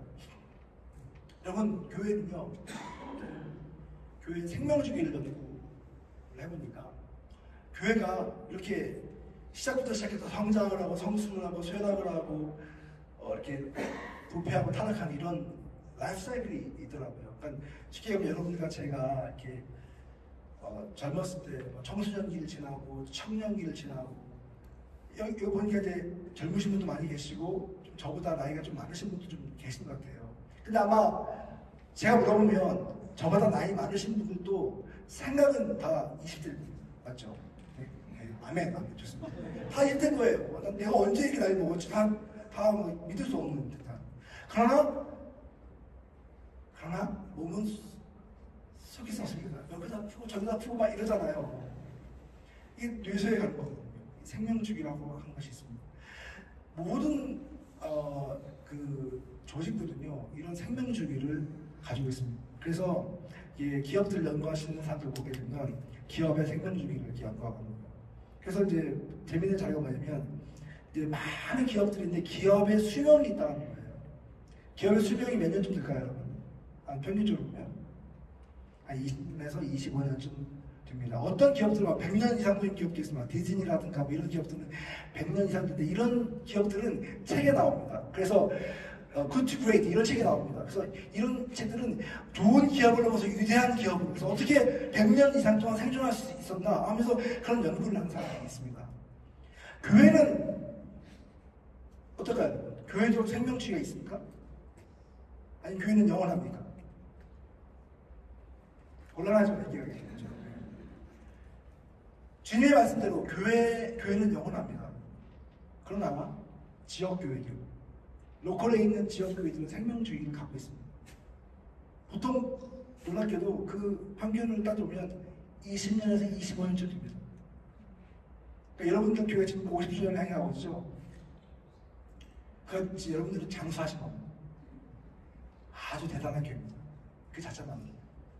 문제는 뭐냐면 있는 것처럼 시작과 성장과 성숙과 쇠락과 부패가 있는데 우리가 지금 어느 지점에 와 있는가가 되게 중요합니다. 오래 산다고 다 좋은 게 아니잖아요. 그죠? well dying 있습니다. 어떻게 하면 내가 나의 사명을 잘 마치고 하나님 나라로 갈 거야. 이것도 우리가 고민해야 될 문제거든요. 그러니까 여러분은 well dying 할 때는 아니니까. 자, 그런데 그 다음 보여주시면요. 이 교회가 우리가 어떤 단계에 와 있는가라고 하는 것을 볼 수 있는 몇 가지 지표가 있는데 뭐 여러 가지 있겠지만 리더십을 보면 됩니다. 리더십. 교회에 있는 리더십들이 어떤 역할을 하고 있는가. 처음에 우리가 교회를 개척할 때 보면 저희 이제 오렌지 카운티에서 교회를 저희 6년 전에 개척했기 때문에 지금 사역을 하고 있어서 이 그래프를 보면 제가 더 와닿는 게 있어요. 제가 처음 교회를 개척했을 때 성도들이 모이고 그 성도들의 눈망울을 보면은 진짜 반짝반짝 빛이 났습니다. 그리고 뭐 한마디만 얘기하면 다 서로 막 움직이면서 막 우리가 어떻게 했냐면 오신 분들에게 여러분 교회 와서 관객으로 있으시면 안 됩니다. 하나로도 일을 하셔야 됩니다. 그랬더니 성도들 어떤 성도가 헌신했는데 화장실 휴지를 바꾸는 걸 자기가 하겠대요. 할머니인데 귀하지 않습니까? 그러니까 이런 자원하는 의식을 갖고 있었습니다. 지금 6년쯤 지나고 성도들이 많이 성장을 했거든요. 지금은 그런 얘기해도 반응하지 않는 사람들이 절반입니다. 이게 고민이 되는 거예요. 그런 고민이 있어요. 자, 근데 처음에 그 교회를 시작하면 대부분 다 뭐냐면 이 목회자들 같은 경우는 예언자 역할을 합니다. 왜냐면 성도가 하나도 없기 때문에 한두 명 온 사람에게 우리 교회가 곧 망할 겁니다. 이렇게 얘기하는 분가 있겠어요. 그래서 우리 교회는 잘 될 겁니다. 하나님 축복 주셔서 진짜 좋은 교회 건강하게 되고 막 이렇게 하면 사람들이 모여서 그 얘기를 듣고 감동을 받죠. 아, 이 목사님 비전이구나. 이게 비전이구나. 성도들도 막 모여서 우리가 비록 지금은 적지만 잘하면 좀만 더 열심히 하면 하나님 축복해 주실 거고 막 사명 감당할 거죠. 흥분하면 제가 말을 좀 이렇습니다. 이렇게 해가지고 막 에너지만 넘칠 거 아닙니까? 그죠? 사람들이 막 이 모여서 막 예언자 역할을 감당하고 다 야수 같은 사람들이 모여가지고 아무것도 없지만 여기 오면 막 살아있는 것처럼 느껴지는 거예요. 에너지가 느껴지는 거예요. 근데 시간이 지나면서 사람들이 많이 모이기 시작하면 그때 뭐가 필요합니까? 이제 조직이 필요하잖아요. 잘 관리를 해야 되니까 조직이 필요하니까 이제 약간 리더십이 건축가의 역할을 감당하게 되는 거죠. 그리고 이제 그 다음에 이걸 더 잘 조직하기 위해서 더 많은 사람들이 모이면 이제 뭘 하게 되냐면 이제 전문가들을 초청하죠. 그래서 각 부서의 사역자들도 모셔오고 이렇게 사람들의 지지자도 모셔오고 이렇게 해서 이제 교회가 전문가들이 모이면서 진짜 그때는 뭔가 교회다운 모습을 보이는 거예요. 시너지스트 역할을 감당하게 되는 거죠. 여기까지는 성장한 모델입니다. 근데 대부분의 조직과 교회가 이 단계에 오게 되면 그때부터 갈등을 하게 됩니다. 아마 여러분이 그 지난 4, 50년 동안 교회에 계신 분들 아니 한 15년, 20년쯤 이 교회 다니신 분이라면 아마 이게 무슨 말인지 아실 겁니다. 교회가 항상 정점에 있지는 않습니다. 항상 행복하지 않아요. 위기가 오거든요. 위기가 오는데 그 다음에는 이제 교회가 1대 목사님이 이제 사임을 하고 이제 2대 목사님, 은퇴하고 2대 목사님이고 3대 목사님이 이렇게 오시잖아요. 그러면 성도도 변합니다. 왜 그러냐면 처음에 와서 목사님들이 막 와서 막 야수처럼 막 예언자처럼 막 목숨을 걸고 막 환신하고 거기 막 열광 있던 사람들이 이제 시간이 좀 지나고 교회가 안정이 되고 건물도 생기고 그렇게 되면 뭘 원하게 되면 목사님 이제 그런 메시지 그만. 아까 사진을 보고 싶어. 이제는 좀 우리도 안정감이 있게 안정감 있게 합시다. 그래서 그 다음부터는 스펙을 보기 시작하죠. 이 목사님 어디서 공부를 했고 학위는 뭐고 어떤 경력을 쌓았고 물론 그 자체가 나쁘다는 거 아닙니다. 목사님들 이렇게 왔겠죠. 좋은 퀄리피케이션을 가지고 오셨을 거 아니에요. 그런데 문제는 뭐냐면 요구하는 게 뭐냐면 이제부터는 우리를 좀 힘들게 하지 말고 잘 메인테인 해주세요. 우리가 있는 시스템을 잘 관리해 주세요. 그래서 요구하는 게 뭐냐면 행정가의 역할을 매니저 역할을 요구하게 됩니다. 선 넘지 마세요. 이건 너무 과한 겁니다. 이러면서 이제 교회에 여러 가지 규제가 생기기 시작하는 거죠. 그래서 어떤 이제 곳에 가게 되면 너무 한 리더가 많은 권력을 가지고 있으면서 남용을 한다거나 그래서 관료가 되거나 아니면 귀족이 되거나 그래서 이제 해프닝이 생기고 또 사건이 생기고 그러면서 귀가 분열되고 깨지는 일들이 발생하는 거죠. 이런 스토리가 너무 많아요. 일선 너무 많아요. 근데 저는 이 연구를 하면서 뭘 배우게 됐냐면, 모든 조직은 어쩔 수 없이 이 과정을 통과하게 되어 있지만 이 과정을 극복하고 새롭게 재탄생하는 그런 조직이 있고 그런 교회가 있다고 하는 것도 알게 되었어요. 그러니까 100년 이상의 그런 역사를 가지고 있는 기업들이 계속해서 100년 동안 쭉 성장한 게 아니라 그 안에 여러 위기들이 있었겠죠. 근데 그런 여러 위기들이 있을 때 그 위기를 어떻게 반응했는가, 어떻게 그걸 타파해 갔느냐가 되게 중요한 거예요. 이것도 연구하는 사람이 많아요. 교회도 마찬가지입니다. 어떠한 교회가 한 목사님에 의해서 교회가 설립이 되고 뭐 10년, 20년, 30년, 40년 쭉 성장해 왔다가 2대, 3대, 4대 가면서 여러 가지 어려움이 있겠죠. 사람들이 오는 곳인데. 근데 어떻게 꾸준히 그런 성장을 이루어갈 수 있는가라고 하는 것도 굉장히 중요합니다. 제가 첫 번째 쓴 책이 리폼 처치라는 책인데 이 책에 처음 다뤘던 교회가 뭐냐면 크리스천 어셈블리라는 교회였습니다. 이 교회 저희 집이 가까운 교회거든요. 이 교회는 교회가 지금 110년 됐습니다. 110년 됐는데 110년 동안 계속 성장하는 거예요. 신기한 거죠. 이탈리안 회중들이 이민 와서 세운 교회인데 쭉 성장하면서 지금 한 4천 명이 모이는 교회가 됐어요. 그러니까 너무너무 아름다운 교회죠. 근데 이 교회도 가보면 여러 가지 부침이 있었겠죠. 그래서 이제 그 교회 제가 연구해서 그 책을 썼어요. 근데 왜 어디에서 그런 포인트가 있다면 가장 좋은 전환점은 이 건축가에서 시너지스 탐험가로 행정가로 가는 그 지점에서 변혁이 필요하다 하는 거예요. 어떻게 보면 이런 생각을 하게 되었을 때 우리 교회가 이 상태로 계속 이 시스템을 유지해 갈 것인가 아니면 이 사역을 그대로 하던 걸 계속 할 것인가 할 수 제일 편한 것입니다. 그러나 미래를 생각한다면 우리가 이런 고민을 하게 되었을 때 우리가 지금 뭔가 본질적인 변화가 필요한 시점이구나 라고 하는 것을 리더들은 캐치해야 돼요. 그리고 그 변화를 하기 위해서 어떻게 변할 것인가가 굉장히 중요한 것입니다. 그 다음 사진 보시죠. 그 다음 사진 보면 죽어가는 교회들의 징조들이 나옵니다. 여기 보면 한 몇 가지 나오는데 점차적으로 90도에 갈 때, 과거가 영웅이 될 때, 공동체로서의 정체성 상실을 갈 때, 예산이 내부 사역에 쏠릴 때, 대사명이 누락될 때, 편리 위주의 교회가 될 때, 목회자의 재임 기간이 줄어들 때, 함께 기도하는 일이 감소할 때, 교회의 목적이 분명하지 않을 때, 교회가 시설에 집착하게 됩니다. 이건 제가 한 얘기 아니라 교회 전문가인 톰 레이너가 수백 개의 교회를 샘플링하고 조사해서 만든 데이터입니다. 이건 대부분 다 동의할 수 있는 내용들입니다. 근데 제일 무서운 말이 뭐냐면 1번이에요. 어떻게 해요? 어떻게 부식이 돼요? 점차적으로 부식되어 간대요. 그러니까 이 교회의 쇠락이 하루아침에 어떤 사건으로 인해서 꺾이는 게 아니라 사실은 우리는 몰라요. 우리는 매주마다 모여서 똑같은 일을 계속 반복하고 있는 거예요. 똑같이 모여서 예배드리고 똑같이 모여서 건강하고 똑같이 모여서 봉사하고 똑같이 모여서 교전하고 똑같이 모여서 소그룹하고 똑같은 일을 하고 있어요. 교회라고 하는 게 별거 있나요? 맨날 똑같은 거 하는 거죠. 근데 문제는 뭐냐면 그 안에서 진짜 본질이 상실되고 행위가 계속 반복되면서 이 신앙이 습관화가 됩니다. 그런 얘기 많이 하죠. 예전에 교회 와서 내가 예배 드릴 때 진짜 내 마음이 뜨겁고 눈물 흘리면서 기도했는데 내가 그렇게 눈물 흘려본 게 언제일까? 주님의 말씀을 듣고 목사님 선포하는 그 말씀을 듣고 가슴이 찔리고 가슴이 자복하고 통해하고 그 말씀 때문에 수출하고 이런 때가 있었는데 지금은 그 어떤 말을 들어도 전혀 나오는 감흥이 없는 그런 시간이 들어요. 왜요? 점차적으로 부식되어 가고 우리가 익숙해졌고 근데 교회라고 하는 단체가 있더라고요.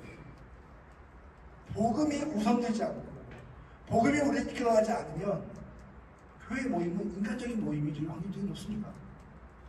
그리고 인간의 생각과 인간의 습관과 인간의 습성에 의해서 교회가 움직이기 시작해요. 그러면 그때부터 어떤 일이 발생하냐면 지금 세상 사람들이 교회를 향해서 손가락질하는 그런 일들이 교회에 발생합니다. 우리는 깨어있어야 된다는 것이죠. 깨어있어야 된다는 것이죠. 자, 그래서 그 다음 사진 보여줍니다. 어떻게 하면 rebirth 할 수 있을 것인가, 다시 태어날 수 있을 것인가를 이야기합니다. 그 다음 사진. 이게 굉장히 중요한 원리가 있는데 첫 번째로 우리는 항상 이런 문제가 발생하면 무엇을 바꿀 것인가 생각합니다. 누구를 교체할 것인가 뭐 이런 얘기 하잖아요. 저 사람을 바꾸면 될 것 같아. 근데 아니 성경에서 이야기하는 이런 변화와 혁신의 원리, 첫 번째는 뭐냐면 함당하겠습니다. 하나님의 다루심을 마주하기. 맞습니까, 여러분? 예. 하나님의 다루심을 마주하는 거예요. 즉 하나님 앞에 우리가 서는 겁니다. 하나님의 말씀을 듣는 거예요. 하나님 앞에 우리가 겸손해지는 겁니다. 우리 공동체가 하나님이 우리에게 원하시는 것이 무엇인가에 대해서 관심을 기울이는 거예요. 아니, 집중하는 거예요. 인간적인 생각과 인간적인 모든 것을 내려놓고 주님이 말씀하시면 내가 듣고 순종하겠습니다라고 따르는 그런 자세가 세워질 수 있다면 거기에는 희망이 있다는 거죠. 제가 어느 교회를 갔는데요. 이 교회가 청년들이 한 3,000명 모이는 교회입니다. 엄청나게 부흥했던 그런 교회입니다. 근데 그 교회 갔더니 목사님 저한테 하는 얘기가 우리 교회가 이렇게 성장하고 부흥하는 그 타이밍이 언제야 되면 교회가 가장 큰 위기 때 그런 거 말씀해요. 그 교회 목사님이 설교를 엄청 잘했었거든요. 유명한 분이었어요. 근데 이 목사님이 어느 날 개인적인 일로 인해서 교회를 사임하게 되었어요. 이렇게 다음 어떤 목사님 모셨는데 그 목사님도 설교 너무 잘했습니다. 청년이 군대처럼 모였습니다. 그런데 그 목사님이 그만 또 불미스러운 일이 발생해가지고 사임을 안 했어요. 성령님과 장로님들이 고민을 시작할 것입니다. 그래서 이제는 설교 잘하고 유명한 목사가 아니라 정말 이 공동체를 말씀으로 세울 수 있는 그런 분을 청교하면 좋겠다. 그래서 기도하면서 담임 목사가 세웠습니다. 이 목사님이 설교 잘 못해요. 그래서 이 목사님이 뭘 했냐면 그 장로님들이 되게 훌륭합니다. 목사님과 장로님들이 모여서 한 달에 한 번씩 모여서 이해가 부담스러운 목사님 잠깐 오겠습니다. 장로님도 부담스러울 텐데 미국 교회라고 생각하고 들으시고 그러나 참조하시면 좋겠습니다. 어떻게 했냐면 당일 하루입니다. 아침 9시부터 오후 5시까지 부담스럽죠 목사님? 죄송합니다 목사님. 근데 하다가 보니까 뭘 했냐면 회의를 한 게 아니라 말씀을 하고 기도를 하고 찬양을 하면서 하나님의 의지를 인간의 의지를 내놓은 게 아니라 하나님이 우리에게 주신 감사를 무엇입니까? 하나님이 우리에게 무엇을 원하십니까? 네, 그거를 공동체 하기 전에 정신해줍니다. 영적인 그런 갈급함이 있는 거예요. 근데 그들이 그렇게 이제 모여서 같이 기도하고 또 그런 시즌이 있었겠죠. 아주 겸손히 놔뒀는데 어느 날 예배를 드렸는데 어느 날 성도님이 온 지 얼마 안 됐는데 교회 밖 나가는 데서 목사님하고 장로도 기다리고 있더래요. 그래서 무슨 뭐 도와드릴까요? 그랬더니 아니요. 제가 오늘 교회 와서 예배드리다가 제 질병이 나왔습니다. 그러더래요. 그래서 이 교회가 막 은사사역하고 이런 게 아닌데 그냥 예배드리면서 나왔다고 하니까 이런 일도 있구나. 그 다음 주에 갔는데 그 다음 주에 또 다른 분이 자기가 질병이 치유됐다는 고백을 하기 시작합니다. 이런 일이 계속 발생합니다. 제가 교회 갔더니 예배를 드리는데 예배를 어떻게 드리냐면 성도들이 계속 예배하다가 어떤 분은 땅에 엎드려져서 기도를 하고 어떤 분은 오해를 하고 기도를 하고 어떤 분은 저 구석에 가서 기도를 하고 어떤 분은 그들 위해서 같이 중보기도를 해줘. 제가 처음 가서 앉았는데 딱 드는 생각이 뭐냐면 이 교회 살아있는 교회다. 이게 진짜 교회다 이런 생각이 들더라고요. 만약에 교회가 그런 교회가 된다면 그 교회 부흥하겠어요? 안 하겠어요? 네, 하겠어요? 안 하겠어요? 그런 교회 부흥 안 되면은 저 목사 그만두려고요. 근데 그거 아니잖아요. 왜요? 성령님께서 이 교회 주인이시고 이 교회에서 역사하시는데 그 교회가 어떻게 부흥이 안 되고 어떻게 변화가 안 될 수가 있겠어요? 어떻게 사람들이 와서 그 말씀 앞에 불복하지 않을 수가 있으면 어떻게 그 사람들이 그 말씀 앞에 자기 존재를 포기하지 않을 수가 있겠냐고요. 어떻게 보면 우리는 하나님의 영광을 위해서 존재하고 하나님을 위해 살아간다고 이야기하지만 실상은 이 교회가 나를 위해서 존재하고 싶고 나를 위해서 뭔가 해줬으면 좋겠다는 마음이 더 강해요. 근데 순종을 못했어요. 그게 잘못했다는 게 아니라 우리는 주님 앞에 나와서 이 교회가 주님의 교회라고 한다면 주님 당신께서 이 교회 주인 되십시오. 당신께서 이 교회를 이끌어 가십시오. 당신이 말씀하십시오. 당신이 말씀하시면 우리가 듣고 우리가 반응하겠습니다. 이게 교회잖아요. 그죠? 하나님의 다루심 앞에 리더들이 서고 리더들이 겸손해지고 함께 기도하고 함께 눈물을 흘리고 함께 회개한다면 이곳에 있는 회중들이 어떻게 그 영적인 그 파도와 영적인 그 힘 앞에 압도되지 않을 수 있냐. 그러니까 가장 기본적인 순서를 갖고 한다는 것이죠. 선교적인 사역도 중요하고 선교적인 활동도 중요합니다. 그러나 더 중요한 것은 뭐냐면 이 교회가 진짜 주인이 하나님이신가, 하나님의 말씀이 우리 가운데 들려주고 있는가, 그리고 그 말씀에 우리가 반응할 수 있는가, 그것만 이루어질 수 있다면 저는 교회의 변화와 혁신은 당연히 일어나는 생각합니다. 한국 교회가 이렇게 어렵고 힘들고 이민 교회가 이렇게 어렵고 힘들고 지금 LA가요 팬데믹 끝나고 난 다음에 우리가 300개의 교회를 닫았어요. 300개의 교회가 순식간에 없어졌습니다. 한국에서는요 6만 개, 7만 개 되는 교회 가운데서 팬데믹 끝나고 났더니 10,000개 교회를 닫았대요. 현실이에요. 항상 위기라고 이야기하죠. 근데 진짜 위기는 교회들이 문을 닫고 사역자가 교회를 떠나고 성도들이 교회를 떠나는 게 위기가 아니고 이 교회를 이끌어가는 하나님의 능력이 보이지 않고 하나님의 그 말씀을 사모하지 않고 하나님의 그 말씀을 반응하지 않는 성도들, 여러분들 저와 같이 이렇게 신앙생활 오래 해오면서 너무 익숙해져 버린 거예요. 이게 나의 그냥 생활이 되어버린 거예요. 주님 우리에게 말씀하시는 거예요. 여호와께 돌아오라. 너희가 여호와께 돌아오면 그러면 살리라. 그 주님 말씀하신 거잖아요. 우리가 주의 앞에 와서 진짜 영적인 공동체가 선교하는 공동체가 됩니다. 그때 우리는 진정한 변화가 일어날 수 있다고 하죠. 하여튼 몇 개 더 통과하시게 해주십시오. 네, 그래서 이거 보면 제가 이제 연구를 해보니까 몇 가지 중요한 원리들이 있는데요. 위기가 진짜 위기가 아니에요. 우리가 다 아는 것처럼 위기는 곧 뭐예요? 기회를 만듭니다.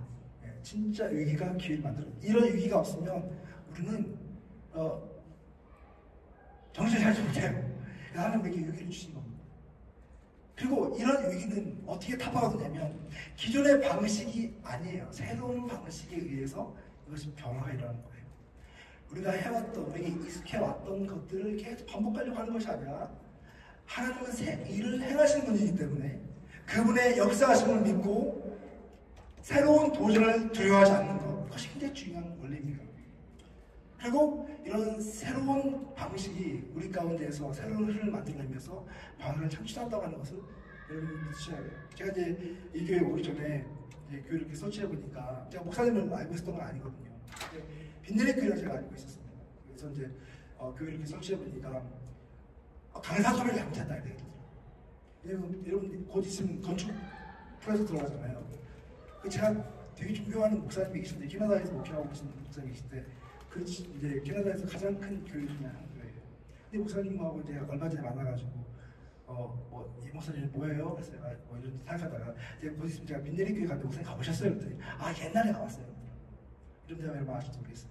제가 목사님한테 목사님하고 고민이 있어요. 그래서 왜요?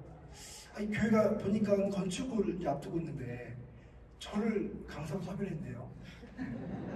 저는 교회가 건물이 아니라고 이야기하는 사람인데 이거 어디 가죠? 저 어떻게 설교하죠? 이렇게 했는데 그 목사님이 저한테 이렇게 얘기했어요. 근데 왜냐면 그 목사님도 지금 건축을 앞두고 있거든요. 그 교회가. 뭐라고 얘기했냐면 이 목사님 걱정하지 마세요. 이 담임목사가 아닌데 목사님 그러시죠. 하고 싶은 얘기 다 하세요. 왜냐? 성도가 교회가 되지 않으면 아무리 좋은 건물이 세워져도 그건 교회가 아닙니다. 맞습니까 여러분? 얼마 못 나오면은 그렇게 아세요. 제가 잘못한 거예요. 근데 여러분 그거 아십니까? 성도가 교회라고 하는 거 아십니까? 우리가 곧 교회예요. 옆에 우리가 한번 얘기해서 당신이 교회입니다. 네. 우리가 교회입니다. 맞습니까 여러분? 다 동의하시는 거예요? 네. 맞아요. 우리가 곧 교회고 하나님을 믿는 예수를 따르는 예수의 제자들이 모인 공동체가 교회라고 한다면 우리가 곧 교회죠. 보이는 건물도 중요하지만 더 중요한 것은 뭐냐면 이 건물 안에 있는 성도가 누구냐가 되게 중요하다고 하는 거예요. 그러니까 여러분과 제가 이 빈내리 교회의 정체성이고 여러분과 제가 빈내리 교회를 사실은 형성하고 있는 주체라고 하는 거예요. 내가 만약 주님의 제자가 아니고 내가 만약 교회가 아니라고 한다면 이 교회는 균열이 되는 거고 금이 가고 있는 거잖아요. 무너져 가고 있는 거잖아요. 그렇기 때문에 교회를 건축하기 전에 더 중요한 건 뭐냐면 우리 성도 한 사람 한 사람이 교회로서의 자기의 정체성을 인식하고 내가 주님의 부르심에 반응할 수 있는 참된 예수의 제자가 되었을 때 우리의 건축은 의미가 있는 거예요. 그 건축을 해서 주님이 이루고자 하시는 것이 무엇인가를 그때 찾을 수 있는 거예요. 우리가 좋은 건물을 지어놓고 어떤 프로그램을 해서 사람들이 많이 모이고 젊은이들이 모이고 새로운 곳에 가서 뭐 그전에 물론 오는 건 다 좋겠죠. 그러나 그게 중요한 게 아니라 내가 교회가 되고 우리가 교회가 되어서 세상에서 경험할 수 없는 그런 진정한 예수 그리스도의 사랑과 용서와 그런 화해와 환대와 그런 용납이 우리 가운데에서 구현이 되고 실현이 되어지게 됩니다. 세상에서 경험할 수 없는 그런 공동체가 우리 공동체 안에서 세워지게 될 때 그때 이 교회는 진짜 교회가 되는 것이고 새로운 건물은 진짜 주님 원하시는 그 방향에서 쓰임을 받을 것입니다. 너무 중요한 이야기입니다. 교회 주인은 내가 아니고 목사님이 아니고 장로님이 아니고 누구예요? 주님이시죠. 주님이시고 내가 곧 교회입니다. 한번 다시 한번 고백하겠습니다. 주님이 이 교회의 주인이시고 내가 교회입니다. 우리가 교회입니다. 아멘, 아멘. 이제 가서 얘기했어요. 제가 어느 교회 가보면 항상 이 교회가 목사님이 이제 저한테 얼마 전에 요청이 오셨어요. 목사님 저희 교회 와서 진짜 무슨 하고 싶은 얘기 꼭 해주고 조까지 말씀 전해주고 싶은 거예요. 우리 이게 너무 문제가 많습니다. 그런 거예요. 그래서 한 5개월 전부터 저한테 얘기를 해서 날짜 잡았어요. 언제 갈까요? 저희 교회가 아직 훈련이 안 돼 있어서 수요일 날 오시면 좋겠대요. 알겠습니다. 수요일 날 갈게요. 얼마나 할까요? 30분 하세요. 제가 목사한테 목사님 30분 얘기하면 서론하고 끝나요. 그랬더니 저희 교회가 아직 훈련이 안 돼 있어가지고 근데 여기 와서 목사한테 우리 목사한테 메시지 보냈어요. 목사님 얼마나 해야 됩니까? 금요일에 1시간 20분 하는 거예요. 1시간에 20분 이런 게 제가 처음 봤습니다. 보통은 1시간 정도 50분 정도 이야기하고 좀 넘어가면은 이제 이렇게 눈치 이렇게 심어주는데 여기 이 교회는 1시간 20분을 딱 줘가지고 굉장히 부담스럽습니다. 제가 조금만 더 하고 마무리하겠습니다. 다음 사진 보여주시고 선교적 교회라고 하는 건 뭘까요? 선교적 교회는 선교적인 프로젝트나 어떤 프로그램을 잘 하자고 하는 것이 아닙니다. 아마 좀 많이 들어보셨을 것입니다. 선교적 교회는 특별한 교회가 아닙니다. 저는 선교적 교회를 평생 연구하고 있지만 선교적 교회라는 말이 없었으면 좋겠어요. 왜? 교회라고 하는 것은 원래 그게 교회니까. 맞습니까? 예수 그리스도의 사명을 성도들이 담지하고 이 공동체가 그 사명을 위해서 존재하고 그 사명을 위해서 달려가는 것, 그것이 선교적 교회이고 그것이 원래 교회의 모습입니다. 그래서 선교의 교회라고 하는 것은 어떤 특별한 것이 아니라 본질로 돌아가는 것을 의미한다고 볼 수가 있는데요. 다음 넘어보세요. 말씀을 좀 볼게요. 여러분과 제가 너무 기본적인 이야기지만 이것을 망각할 때도 되게 많거든요. 우리 창세기 22장 3절 말씀 같이 한번 읽습니다. 시작. 너를 축복하는 자에게 내가 너를 저주하는 자에게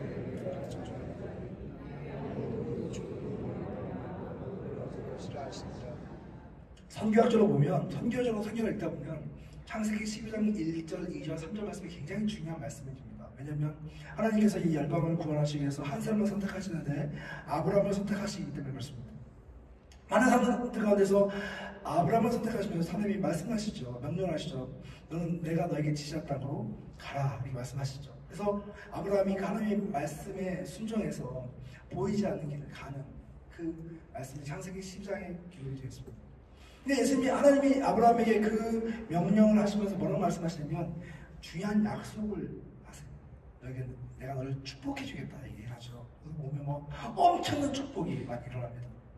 근데 그 축복의 말씀에 창세기 10장 3절 말씀이니까 어떻게 말씀하냐면 너를 축복하는 자에게 내가 복을 내리고 너를 저주하는 자에게 내가 저주하리니 땅의 모든 족속이 너로 말미암아 복을 얻을 것이다. 네가 형통할 것이고 네가 잘될 것이고 너의 이름이 후세에 알려질 것이고 너의 자손이 바다에 모래와 같이 많아질 것이고 뭐 이런 축복을 주셨어요. 그런데 주님 하나님 뭐라고 말씀하시냐면 너를 축복하는 자에게 내가 축복을 내리고 너를 저주하는 자를 내가 저주할 거다. 땅의 모든 족속이 너로 말미암아서 복을 얻을 것이다. 땅의 모든 족속이 누구를 통해서요? 너를 통해서. 아브라함을 선택하셔서 주님이 하나님 하신 말씀은 뭐냐면, 아브라함을 한 사람 개인의 선택이 아니에요. 아브라함을 통해서 하나님은 열방을 보고 계셨어요. 그래서 이 아브라함이 한 선택을 통해서 열방이 복을 받는, 그리고 그 드라마를 써가시는데 그 드라마가 바로 아브라함을 통해서 12 그 지파가 만들어지게 되죠. 그 12지파 중에서 이스라엘이라고 하는 나라가 형성이 되는데, 이 이스라엘을 선택한 이유를 출애굽기 19장 5절 6절 이렇게 이야기합니다. 시작. 내게가 다 내게 속하였나니 너희가 내 말을 잘 듣고 내 언약을 지키면 너희는 모든 민족 중에서 내 소유가 되고 너희가 내게 대하여 제사장 나라가 되며 거룩한 백성이 이거 보니까 세계 다 내게 속했다. 자, 저는 말씀을 읽으면서 왜 하나님은 하필이면 아브라함이고 왜 하필이면 이스라엘입니까? 이런 질문을 한 적이 있었거든요. 이 수많은 나라가 있고 더 훨씬 더 강성하고 더 똑똑하고 더 충성되고 더 능력 있는 그런 민족들이 많은데 왜 이렇게 보잘것없는 민족을 선택하셨을까?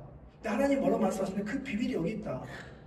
내가 이들을 편애하는 게 아니라 이들을 통한 나의 계획이 있다고 하는 것입니다.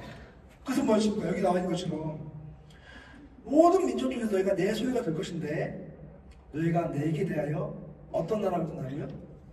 어떤 나라가 돼요? 제사장 나라가 된대요. 여러분, 제사장의 역할이 무엇입니까? 제사장은요, 우리가 성경을 보게 되면 의식을 집례하는 분이잖아요. 그래서 뭐 소를 잡고 양을 잡고 각을 뜨고 번제를 드리고 이런 제사를 집례. 오늘날로 얘기하면 우리가 뭐 목사라고 이야기하잖아요. 근데 제사장이 가장 중요한 본질적인 역할은 뭐냐면 그런 종교적인 의식 뒤에 그 밑에 감춰져 있는 의미가 있어요. 그것은 뭐냐면 하나님을 떠난 백성과 하나님과의 관계를 연결시키는 역할을 하는 것이죠. 죄로 인해서 하나님으로부터 멀어진 백성들, 하나님을 만날 수 없는 사람들이 이 의식을 통해서 하나님을 다시 만나게 됩니다. 자, 하나님께서 아브라함을 선택하시고 이스라엘 백성을 선택하셨다고 한 건 뭐냐면 이 민족을 통해서 하나님을 떠나간 족속들이 다시 하나님께 돌아오게 하는 그 역할을 감당시키기도 하는 거예요. 이건 단말로 얘기하면 뭐냐면 오늘날로 얘기하면 선교사 역할을 감당시키겠다고 하는 것입니다. 즉 하나님은 아브라함을 선교사로 선택하셨고 선교사로 보내셨습니다. 이스라엘 민족을 선교사적인 민족으로 선택하셨고 그들을 선교사로 파송하셨다는 것이에요. 그러나 그들이 그 사명을 온전히 감당하지 못했을 때 하나님은 궁극적인 대안으로 예수 그리스도를 통해 보내주셨고 예수 그리스도를 통해서 새로운 이스라엘을 만드셨습니다. 그 새로운 이스라엘이 누굽니까? 여러분과 저예요. 그렇죠? 맞습니까? 여러분과 제가 하나님의 새로운 백성이 되어서 하나님의 그런 구별된 백성으로 삶을 살아가게 되는데 우리에게는 어떤 사명이 주어졌는가? 오늘 읽은 말씀 베드로전서 2장 말씀 시작. 그러나 너희는 택하신 족속이요 왕같은 제사장들이요 거룩한 나라요 그의 소유가 된 백성이니. 이 말씀 보니까 우리를 향해서 예수를 믿는 예수를 따르는 제자들을 해서 뭐라고 말씀하셨냐면 주님은 너희는 택하신 족속이요 왕같은 제사장들이요 거룩한 나라요 그의 소유가 된 백성이다.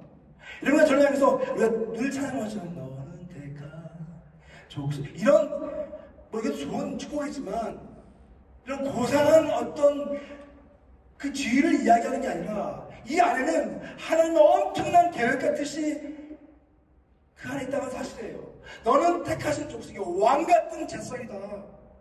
내가 너를 통해서 나의 일을 진행할 것이고 나의 세계 구원의 역사를 진행할 것인데 거기는 어떤 한 특별한 사람들을 통해서 이것을 이루는 것이 아니라 예수를 따르는 모든 제자들을 통해서 그 일을 감당하시겠다. 저는요 예전에 선교사라고 하는 그 직책이 아주 특별한 사람들을 한 건지 알았습니다. 제가 이제 선교학을 공부했거든요. 미국 유학 와서 석사와 박사과정을 선교학을 공부했는데 제가 학위를 마치고 나서 제 아내한테 이렇게 얘기했어요. 여보, 나 선교사로 가야 될 것 같아. 근데 제 와이프가 미국 올 때에도 제 와이프는 서울 밖을 별로 나가본 적이 없는 사람이거든요. 근데 미국 온다고 했더니 거의 뭐 쓰러질 지경이었어요.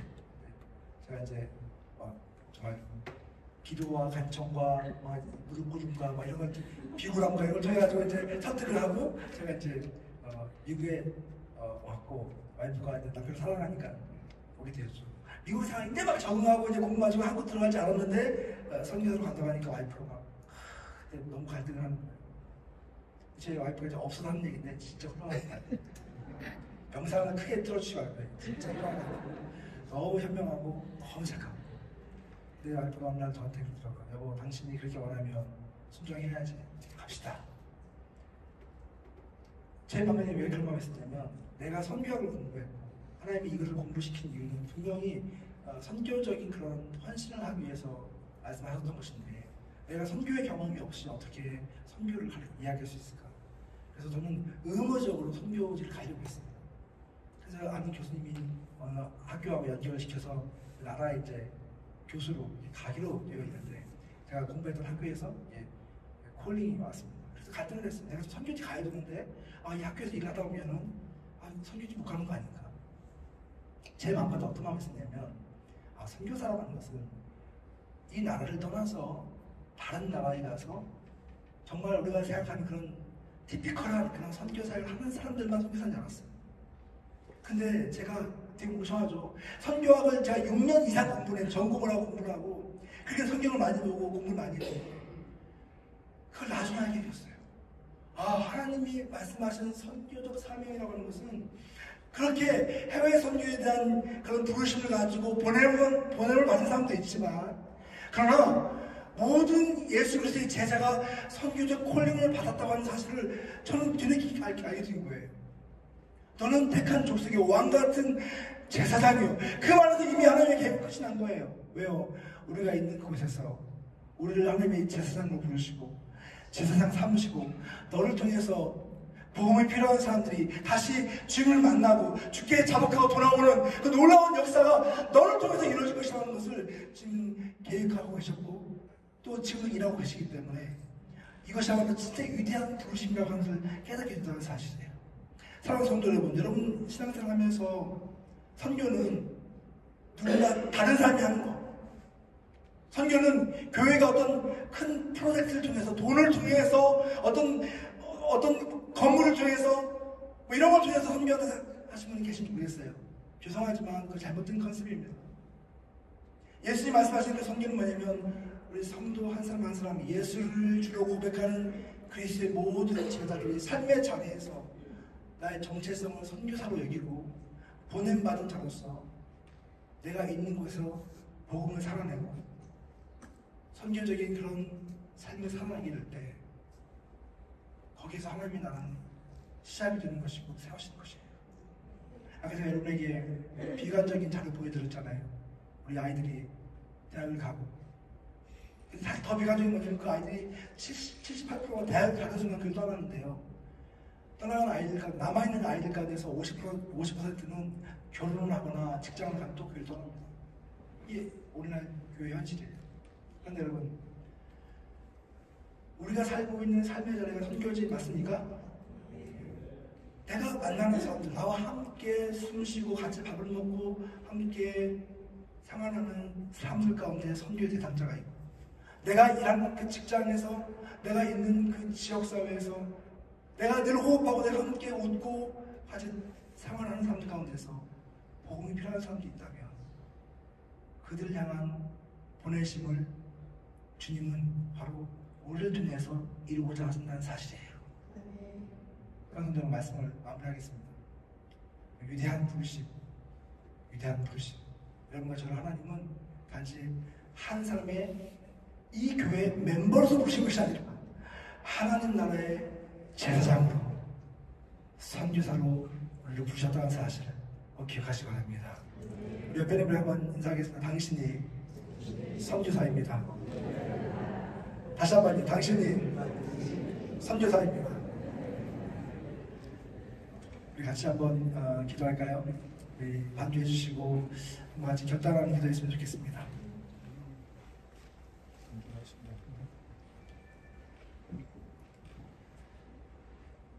오늘 많은 이야기를 나눴습니다.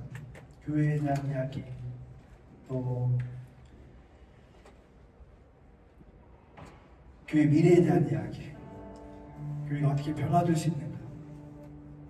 하나 더 중요한 것은 뭐냐면 우리 교회 공동체가 진짜 교회 공동체가 될 때, 진짜 예수 그리스도를 따르고 사랑하고 예수님을 최고의 가치로 여기는 성도들이 모이는 교회가 될 때, 우리 주변에 주님을 잘 모르고 또 하나님의 복음에 대해서 무지한 자가 있고 세상적인 그런 가치와 그런 문화 가운데 젖어 있는 사람이 있다 할지라도 이들이 이 공동체에 들어와서 함께 우리와 대화를 나누고 교제를 나누고 함께 예배를 하면서 우리의 언어와 우리의 그런 삶의 헌신을 보면서 아, 하나님이 여기 계시구나, 주님은 이렇게 믿고 따르는 것이구나 라고 하는 그런 성도들이 모인 교회. 그리고 우리 한 사람 한 사람이 바로 그 부르심을 입은 자로서 왕같은 제사장으로 주님, 내가 여기 있나이다, 나를 써주시고 나를 보내소서 그런 고백함이 있는 그런 교회, 우리 민들의 교회가 그런 교회 되게 해달라고, 내가 그런 성도 되게 해달라고 우리 주여 한번 부르고 기도하기 바랍니다. 주여